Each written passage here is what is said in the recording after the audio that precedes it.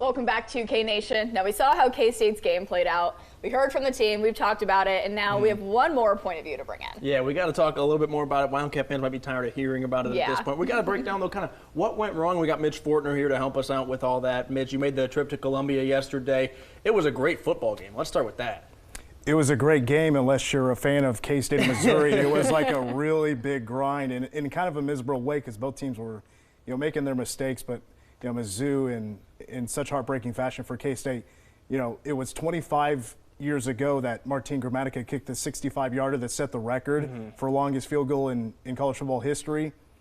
And then Mevis for Mizzou kicks a 61-yarder and happens to be the longest field goal in SEC history to beat the Cats. It was a heartbreaker, but for college football, it was a great game. Yeah, that's always fun. K-State did have a season-high 7 penalties yesterday. That obviously contributed to this. What do you just kind of want to see them clean up when we get into Big 12 play? Well, penalties is certainly one thing, really just communication. I mean, we saw early in that game where Luther Burden got loose for Mizzou, and they just drove right down the field after K-State scored, and there was miscommunication in the backfield. But I think, the offensive line was having some of those penalty issues as well, and just that communication, be more disciplined, and if you shore those things up, I mean, K-State's going to be so much more successful. And I think Glyman mentioned after the game he saw some panic issues in that secondary on the defense. Some of those guys who didn't play a lot of snaps last year, you get out there against some guys that are that quick and that talented, and a tendency to freak out a little bit.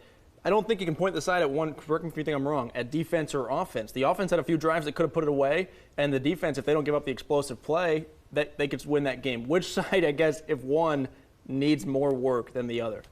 I think the defense has the most consistent part of the game, stopping the run. They have been the best in the nation at stopping the run. It's the offense that needs to find just a little bit more consistency in what it does well. And when it's going, it's an amazing offense. But they kind of have to grind a little bit too much at times. And I think people might want to pump the brakes on freaking out on the defense a little bit. I saw some stuff on the Twitter timeline, and people were like, I'm so concerned about this defense. And I was looking at them like, well, they've allowed 17 points in the third quarter. And obviously they allowed more after that, and I don't know if that was the exact number. People were kind of freaking out, and I was like, they haven't been that bad. Yeah, there's a bad quarter here and there. College football fans have a very short memory. Yeah, definitely. And so thinking about, that final play of the game, that field goal, at what point, thinking back from that, maybe K-State's last drive, but what was it for you that you think could have changed the ending of that game? I would say maybe a little bit more pressure from the secondary on that final drive. But also, really, if you look back at when K-State ended up having to kick that field goal, you punch it in, and there's a good chance K-State gets out of there with a victory. But I don't want to blame it on the last drive or anything. There was multiple opportunities for the offense to go score and go up 2 scores, 31-20 or something like that. And again, just give credit to Missouri. They have a really good defense, and I think that was an underrated part of their game coming into last Saturday.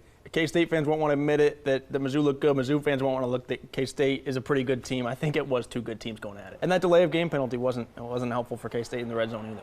No, that wasn't. And K-State had, 3 or 4 times it felt like where they had the touchdown, they scored, and then it's called back on a penalty. That happened numerous times. And that was part of the maddening part. K-State, give credit to Will Howard and some of that play calling by Colin Klein to where it was, 2nd and long, and they go down the field needing 20, 25 yards to score, and they punch it in a couple of plays. Yeah. There were some really impressive parts of K-State's game, don't get me wrong. Absolutely. Mitch, next time we get you in studio, it has to be after a win. Yeah, definitely. Please. Hey, thanks for joining us, man. We appreciate it. Yeah, thanks, guys. Go Cats. Hey, more K-Nation comes your way after the break. Don't go anywhere.